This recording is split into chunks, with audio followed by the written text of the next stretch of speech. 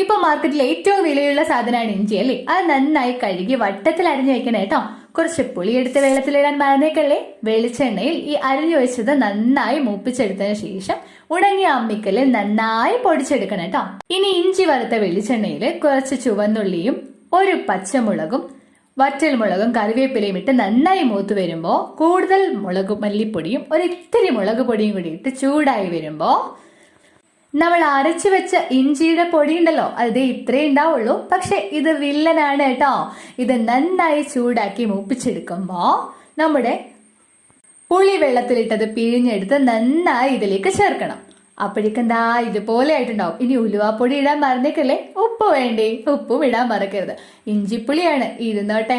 ദേ വറ്റി വരുമ്പോ ഇതുപോലെ ആയിട്ടുണ്ടാവും. നന്നായി ആറുമ്പോ ഭരണിയിലൊഴിച്ച് അടച്ചു വെച്ച് കഴിക്കാൻ മറന്നേക്കല്ലേ. Thank you.